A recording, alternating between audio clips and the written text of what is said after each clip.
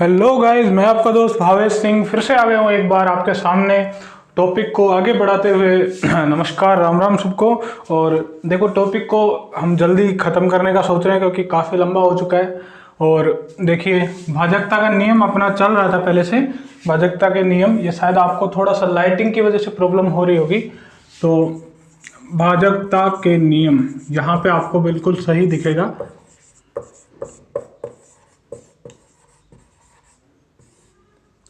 हमने 2 का नियम पढ़ा था। क्या पढ़ा था कि लास्ट में अगर 0 दिख जाए, 2 दिख जाए, 4 दिख जाए, 6 दिख जाए, 8 दिख जाए तो 2 का भाग उस संख्या में जाएगा, जरूर जाएगा। 3 का पढ़ा था कि संख्या के अंकों के योग में अगर 3 का भाग चला जाए, कितने में? अंकों के योग में अगर 3 का भाग चला जाए तो इस संख्या में भी क्या जाएगा? 3 का भाग चला जाएगा।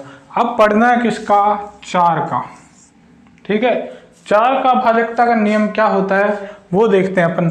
यदि कोई संख्या है जैसे 5446 या फिर 8432, देखो इतनी बड़ी संख्या है, दे के भाग देखेंगे तो टाइम लग जाएगा। इससे अच्छा है हम क्या करेंगे, इकाई और दहाई का जो लास्ट के 2 अंक हैं, इससे जो संख्या बनी 46, इधर 2 अंकों से बनी 32, इसमें देख के देखेंगे 4 का भाग। अगर इसमें जा रहा है तो इस पूरी संख्या में भी जाएगा, नहीं तो नहीं जाएगा। मतलब ट्रिक क्या बनी कि लास्ट के 2 अंकों में अगर भाग जा रहा है तो पूरी संख्या में भी भाग जाएगा। 46 में जाएगा क्या? नहीं जाएगा, तो इस संख्या में भी नहीं जाएगा गुलाब जामुनों। और देखो इस 32 में जा रहा है तो मतलब इसमें भी जाएगा। ठीक है, इनको अपन भूल गए थे, पपलू पपली को, जो डाउट पूछने वाले हैं यहाँ पे। ठीक है, बाकी मिटा देता हूँ मैं। किस प्रकार आपको 4 का भाजकता का नियम चेक करना है वो भी पता लग गया। कि कोई भी संख्या और देख लेते हैं, जैसे 6464, बताओ इसमें भाग जाएगा कि नहीं जाएगा? तो भाग कैसे जाएगा? देखो लास्ट के 2 अंकों में देख के देखो, 64 में जा रहा है 16 बार, तो इसका मतलब इस पूरी संख्या में भी जाएगा। कितनी बड़ी संख्या लिख दो, लो 1 2 5 8 3, क्या इस संख्या में जाएगा? लास्ट के में देखो भाई, पूरी संख्या में क्यों देखते हो? 42 में जा रहा है क्या? नहीं जा रहा। 42 की जगह यहाँ पे होता 44, तो क्या भाग जाता? बिल्कुल जाता। तो इस पूरी संख्या में भी भाग जाएगा 4 का। तो ये लिख लीजिएगा कि अंतिम 2 अंकों में यदि 4 का भाग जा रहा है तो पूरी संख्या में भाग 4 का जाएगा। कैसे? देखो 508 में 4 का भाग जाएगा क्या? हाँ, अंतिम 2 अंक क्या है? 08। 08 को क्या लिख सकते हैं? 8। 8 में 4 का भाग जा रहा है क्या? बिल्कुल, तो इस संख्या में भी जाएगा। ठीक है,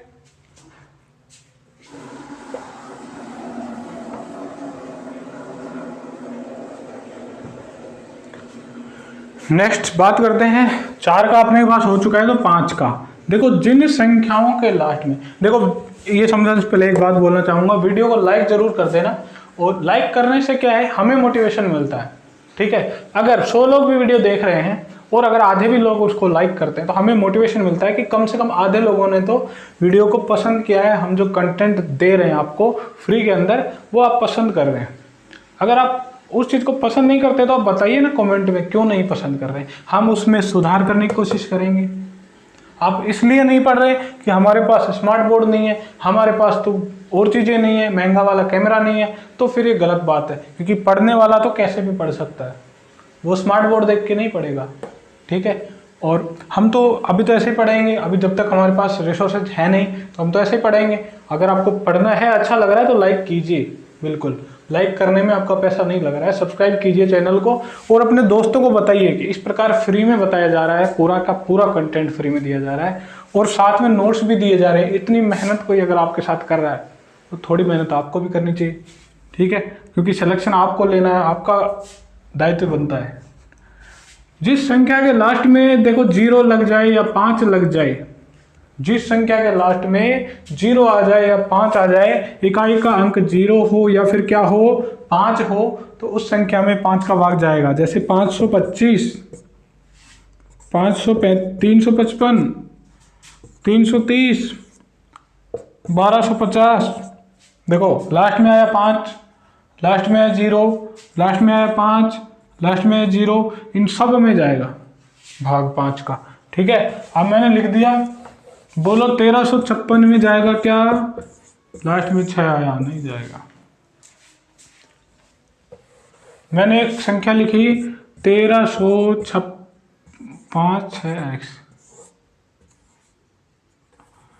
6x, ये लास्ट में लगा दिया x। बोलो इस संख्या को 5 से भाज्य बनाने के लिए x का मान क्या क्या हो सकता है? तो ऑप्शन दे दिया a 0, b 5, c 0 या 5 दोनों, और डी 3। अब इसमें से उत्तर क्या होगा? देखो जहां पे अगर मैं 0 लगाता हूं एक x की जगह, तो भी ये 5 से डिविजिबल होगा क्योंकि रूल में लिखा हुआ है। और अगर 5 लगाता हूं तो भी डिविजिबल होगा। इसका मतलब दोनों सही है। तो ऐसे तो टिक लगा नहीं सकते, ये भी सही ये भी सही। तो तीसरे ऑप्शन को देखो, 0 या 5 दोनों दे रखा है, तो इसको सही मान लेंगे तीसरे ऑप्शन को, और अपना आंसर सही हो जाएगा। इस प्रकार के सवाल बन सकते हैं। और देखो 6 से भाजकता का नियम, 6 को क्या लिख सकते हैं मेरे भाइयों? वीडियो को लाइक करते रहना, शेयर करते रहना। 6 को लिख क्या सकते हैं? 2 गुणा 3। ठीक है, 2 गुणा 3 लिख सकते हैं। मतलब 2 से भी वो संख्या विभाज्य होनी चाहिए और 3 से भी विभाज्य होनी चाहिए। अगर इन दोनों से विभाज्य है तो मतलब 6 से भी विभाज्य होगी। अगर 2 से भी कोई संख्या विभाज्य है और 3 से भी, जैसे 12 है, 12 में 2 का भाग भी जा रहा है 6 बार, 3 का भाग भी जा रहा है 4 बार। इसका मतलब 12 6 से भी विभाज्य होगी। 354 है, इसमें 2 का भाग देंगे तो चला जाएगा, 3 का भाग देंगे तो 5 और 3 8 और 4 12, 12 में जा रहा है मतलब इसमें भी जाएगा, तो मतलब इसमें भी चला जाएगा। तो ये 6 से भी विभाज्य होगी, करके देख लो। 6 पंजे 30, 5 बचा 54, 6 नाम 54, 59 अपना आंसर आ गया। इस प्रकार विभाज्यता का नियम 6 का कंप्लीट हो गया।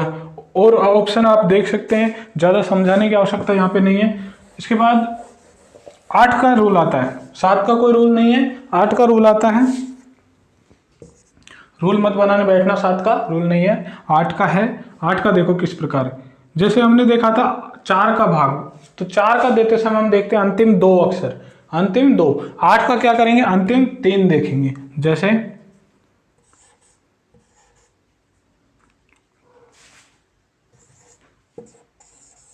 2440, इसके अंदर 8 का भाग चला जाएगा क्या? कैसे पता करेंगे?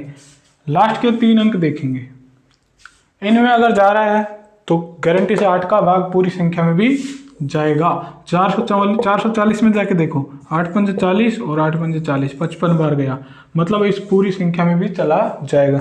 जैसे लिख दिया 5000, 1, 200, 500 और 60। ठीक है, ये संख्या ये देख लो, 5,12,560। इस संख्या में क्या भाग चला जाएगा 8 का? पता करो। कैसे करोगे? अंतिम 3 अंक उठाओ। 560 में जा रहा है क्या 8 का? 8 और 7 56, 70 बार गया, मतलब इस पूरी संख्या में भी क्या चला जाएगा? 8 का भाग चला जाएगा। तो बिल्कुल 8 के भाग में कोई दिक्कत नहीं आने वाली आपको। या 8 की भाजकता का नियम हो गया। 9 की भाजकता का नियम ज्ञात कर लो।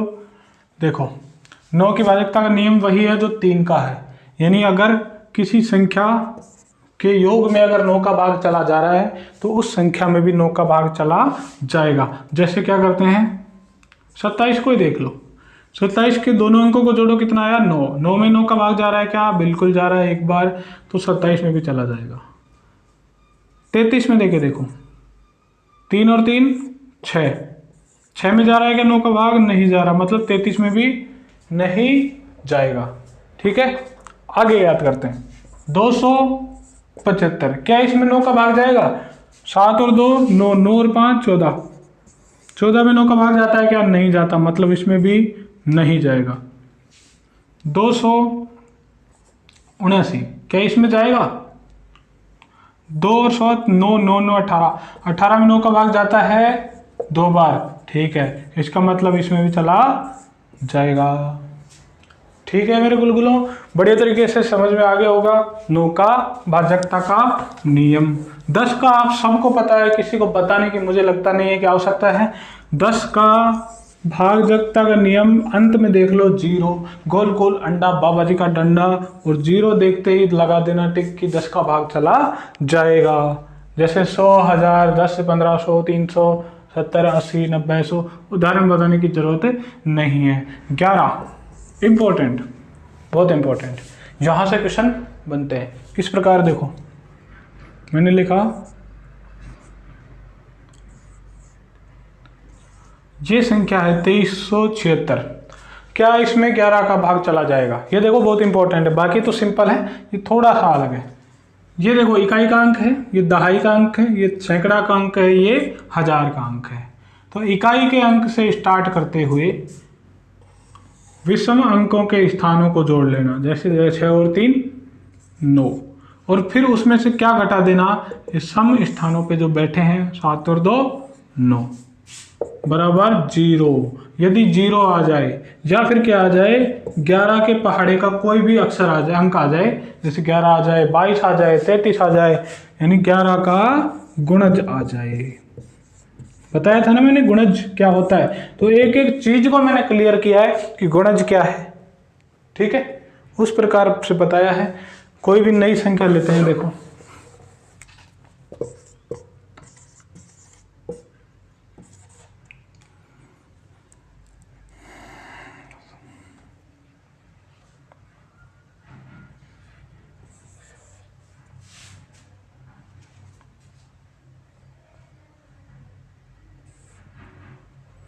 ये देखो, क्या ये संख्या 11 से विभाज्य है?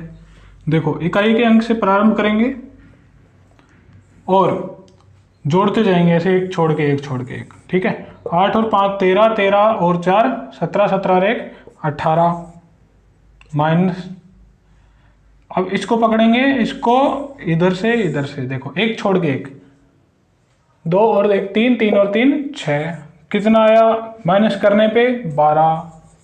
0 या 11 का गुणांक तो नहीं आएगा, मतलब ये संख्या 11 से विभाज्य नहीं है। अगर इसी संख्या में यहां पे 0 आ जाता, ठीक है, तो ये कितना होता, टोटल जोड़ कितना होता, 17। 17 में से 6 गए तो कितना आ गया 11। इसका मतलब ये संख्या विभाज्य हो जाएगी, ठीक है। तो 11 का समझ में आ गया होगा आपको। एक बार और बता देता हूं किसी नंबर से,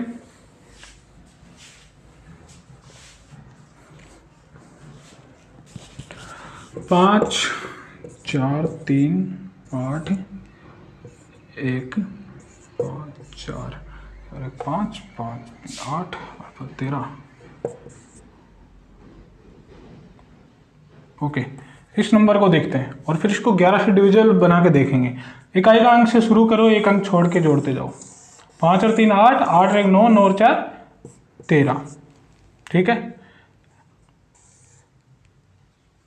ये जोड़ो, 8 और 4 12, 12 और 5 17, 17। बड़े अंक में से छोटा घटाना है, कोई जरूरी नहीं है कि आपस में माइनस चिन्ह आए, बड़े अंक से छोटा घटाना है, यानी 4 आ गया। क्या घटेगा, मतलब क्या 4 में भाग जाता है 11 का? नहीं जाता, नहीं जाता ना, 4 11 का गुणन थोड़ी है, नहीं होगा बिल्कुल। तो यहाँ पे क्या करेंगे, कोई भी और संख्या लिखते हैं, जैसे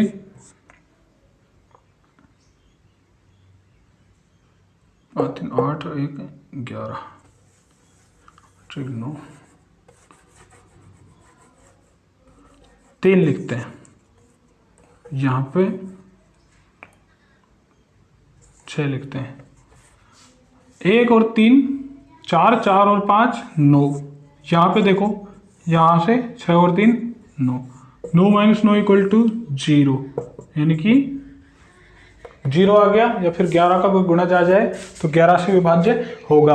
अब आई थिंक मेरे को भी लग रहा है कि आपको समझ में ये चीज आ गई होगी, भाजकता का नियम क्या है, यानी 0 आ जाए, 11 आ जाए, या 11 का कोई गुणज आ जाए, उन दोनों का अंतर, विषम स्थानों और सम स्थानों के अंकों का योग जो है और उनका अंतर जो है ये आ जाए तो क्या होगा, 11 से डिविजिबल होगा।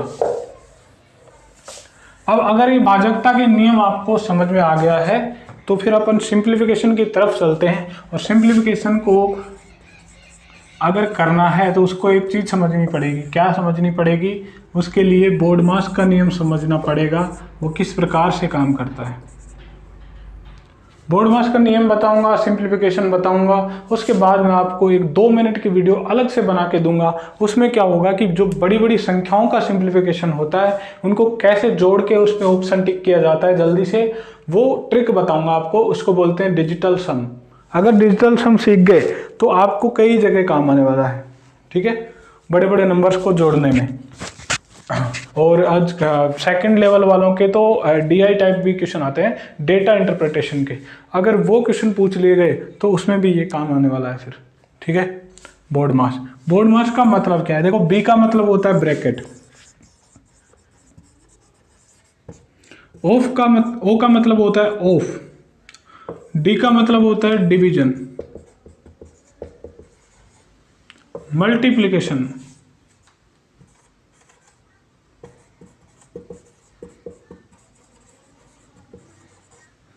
हिंदी में भी बताऊंगा एडिशन, और ये सबट्रैक्शन। देखो, ब्रैकेट का मतलब हो गया कोष्ठक जो होता है आपका, कोष्ठक। ऑफ का मतलब क्या होता है आपका, का, ठीक है। और ये क्या होता है, भाग। मल्टीप्लिकेशन का मतलब क्या होता है, गुणा, ठीक है। एडिशन का मतलब होता है जोड़, और सब्ट्रैक्शन का मतलब क्या होता है, बाकी। अगर आपको ये इंग्लिश वाला याद नहीं रह रहा है कोई दिक्कत नहीं है, दूसरा बना देते हैं। ये तो याद होगा, कोका। इस पे तो कई गाने सुनते हो आप लोग, हाय नहीं तेरा कोका कोका। तो कोका मतलब कोष्ठक। का मतलब होता है गुणा, का मतलब होता है गुणा, ठीक है। भागुजोबा,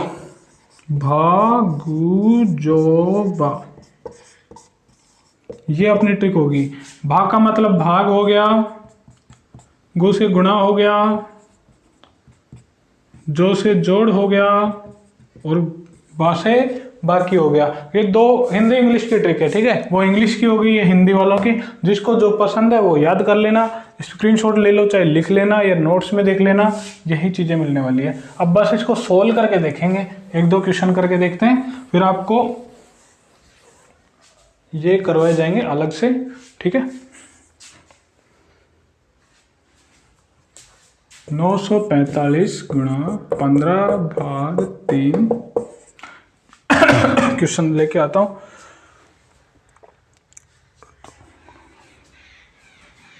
प्लस 1020/2 गुणा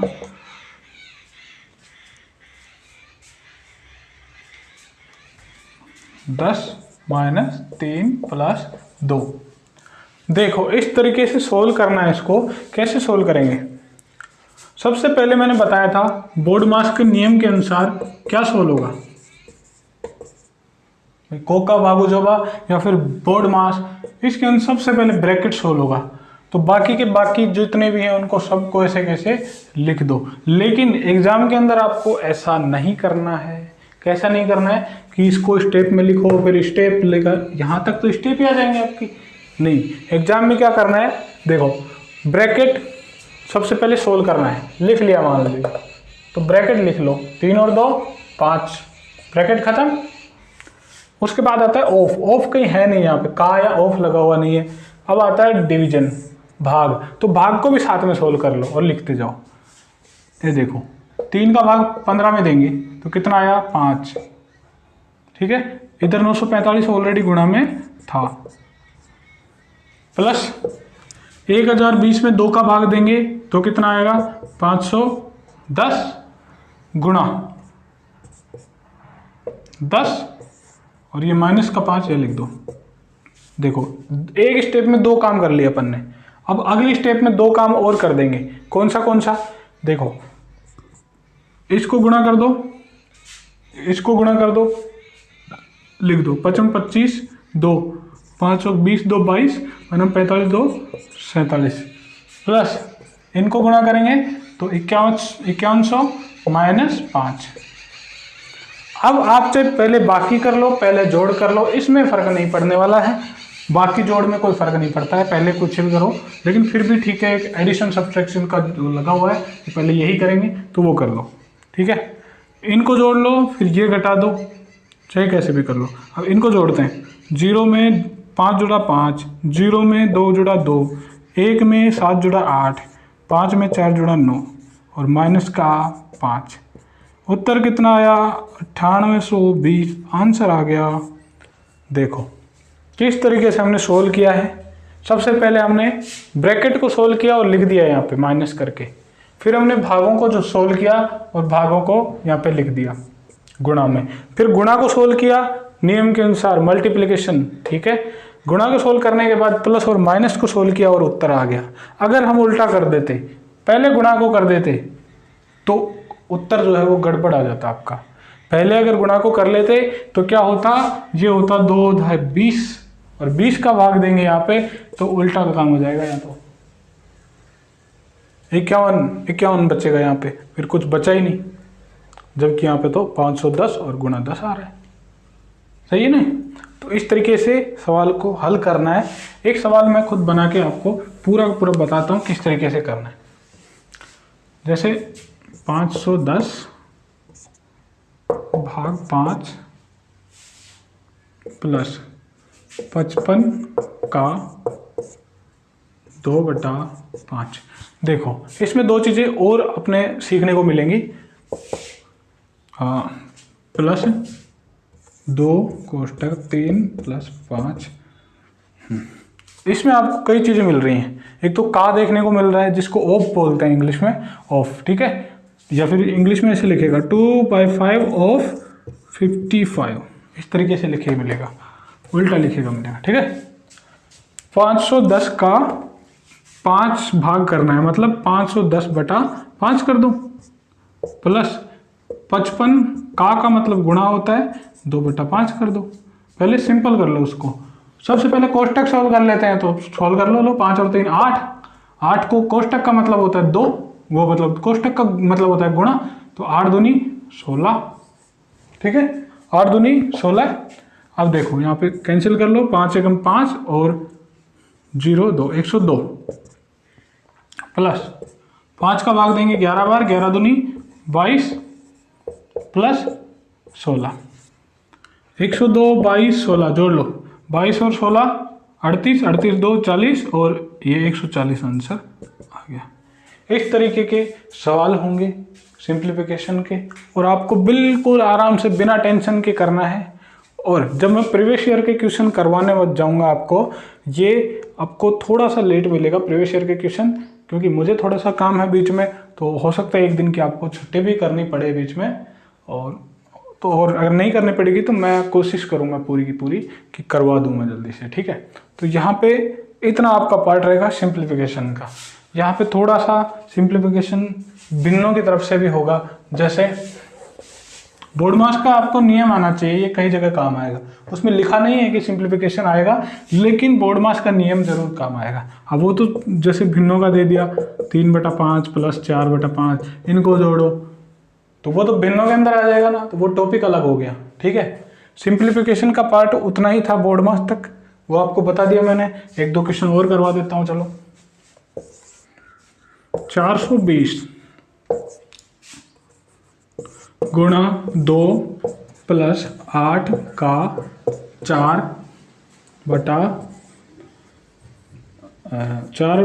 8 का 3/8 प्लस 2 गुणा 8 + 1 - 2, इस प्रकार करना है इसको। देखो पहले गुणा करना है या का करना है या भाग करना है, क्या करना है आपको? सबसे पहले ब्रैकेट सॉल्व करेंगे, कोष्टक सॉल्व करेंगे। 8 और 1 9, 9 को बाहर गुणा कर देंगे, 9 दूनी 18, ठीक है। 18 माइनस का 2 ऐसे कैसे लिख देंगे? ये देखो प्लस में क्या लिखा है इधर, 8 का मतलब क्या होता है? गुणा 3/8, ठीक है। 420 गुणा 2। अब क्या करेंगे? गुणा सोल्व करेंगे। तो इसको देखो काट दो, यहाँ से 8 से 8 एक बार गया, यहाँ 3 बचा, ये कितना हो गया? 840। 420 को 2 से गुणा करेंगे तो प्लस 18 माइनस 2 यानी कि 16, मतलब इनको जोड़ लो 19, 16 और 3 19, 19 इसमें जोड़ेंगे तो देखो कितना हुआ? 840 और ये 859 यानी 859 आपका आंसर आ गया है। बहुत अच्छे तरीके से यहाँ पे आपको बता दिया गया है बोर्ड मास का नियम। और अब मुझे लगता नहीं है कि इस टॉपिक में और कुछ बचा है। भारतीय मुद्रा एक टॉपिक बचता है, तो वो आपका अगली क्लास में कंप्लीट करवा दिया जाएगा। भारतीय मुद्रा अच्छा टॉपिक है, इंटरेस्टिंग टॉपिक है, थोड़ा सा बैंकिंग से रिलेटेड होगा, थोड़ा सा वो रुपए से रिलेटेड होगा। और फिर अपने सवाल भी बताऊंगा कौन कौन से रीट में उससे सवाल पूछे गए हैं। पिछली रीट के अंदर बढ़िया सवाल पूछा गया था और मैं उसको एक अच्छे तरीके से एक्सप्लेन करूंगा कैसे सवालों को हल किया जाता है। थोड़ा सा हाई लेवल भी लेके चलेंगे, अगर सेकंड लेवल के अंदर भी ऐसे सवाल आए तो आप कर सकें, ठीक है। तो फिलहाल टाइम देखते हैं वीडियो का।